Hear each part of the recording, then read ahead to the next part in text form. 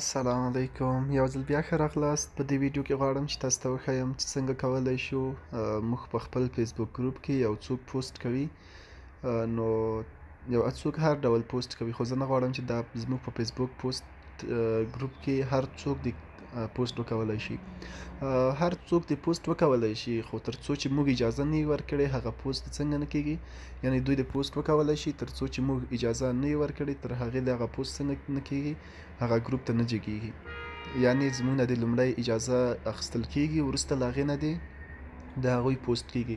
یعنې داسې نه چې تاسو د مسنجر کې یو څوک راځي چې زه اجازه ده چې تاسو په ګروپ کې زه پوسټ وکړم، داسې نه، بلکې دا ډول چې تاسو کله په دې ګروپ کې فیسبوک پوسټ ګروپ کې تاسو چې کله پوسټ کوئ نو هغلته شاید تاسو له داسې یو څه سره مخ شوي هم اوسئ، نو هغلته پینډینګ په باندې لیکل کیږي او لاندې درته لیکي چې دا د اډمین اجازې ته څنګه شو. یعنې وړاندې شو کله چې اډمین اجازه ورکړي نو ستاسې ګروپ به څنګه شي، ګروپ ته جګ کړل شي. که نه هملته ګروپ تر څو چې اډمین اجازه نه وي ورکړې ستاسې ګروپ ته به هغه پوسټ نه جګیږي. نو هغه اډمین چې کله راشي هغه ګروپ کې وګوري، ورته مسیج دي چې دغه کس غواړي چې ستاسې ګروپ کې دا پوسټ دی، دا څه یې لیکلي دي، اجازه ده چې دا پوسټ شي.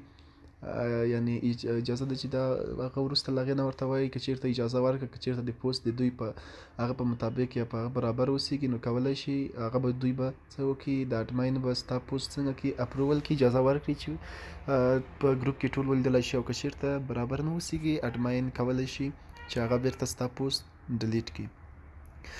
په دې یعنې دا چې دا زیاتره وخت دې لپاره هم کارېږي چې یو چا ګروپ جوړ کړی اوسي، هر څوک نه غواړي، دی نه غواړي چې هر څوک پکې څه وکړي، پوسټ وکړي.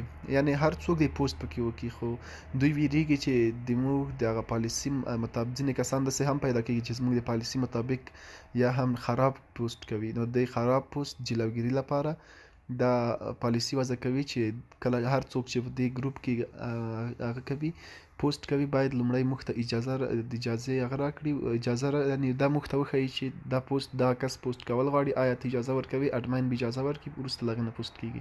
راځو چې دا څنګه کیږي. نو تاسې به راشئ هغه ګروپ ته چې کوم ګروپ کې تاسې اډمین یې هغه ته به تاسې لاړ شئ او دلته به تاسې د پاس چې تاسې ګورئ دې باندې به تاسې کلیک کوئ.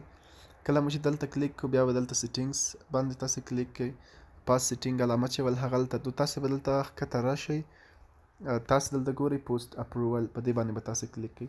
دلته تاسې وګورئ اوس آن دی، یعنې هر څوک چې پوسټ کوي اول به ماته دا پوسټ راځي چې زه به دا پوسټ ګورم چې دغه پوسټ یې کړی، دا تصویر دی، دا لیکنه یې کړې، آیا ته اجازه ورکوې، وروسته له هغې نه به زه اپروول ورکوم او اجازه به ورکوم، که نه اجازه بیا که مې نه وي خوښه او بیا اجازه نه ورکوم. نو دلته اوس زما آن دی، نو ستاسې به اول آف اوسېږي. ښه، نو تاسې به اول آف اوسېږي، نو تاسې به څنګه کوئ، اپروول اپروول پوسټ اپروول ته به راشئ، تاسې به دا آن کوئ. کله مو چې دا آن کړ وروسته له هغې نه به تاسو ته کله چې ستاسې ګروپ کې څوک پوسټ کوي نو لومړی به تاسې نه اجازه اخلي، که تاسې اجازه ورکړه هغه به پوسټ کېږي، که اجازه مو ورنه کړه نه به پوسټ کېږي. او که آف اوسېږي بیا ستاسې اجازې ته ضرورت نشته، هر څوک کولی شي چې پوسټ وکړي، تاسو ته به د اجازې څه ریکویسټ یا څه راځي هم نه. نو په دې طریقه تاسو کولی شئ خپل ګروپ د خپل ګروپ پالیسي نوره هم قوي کړئ.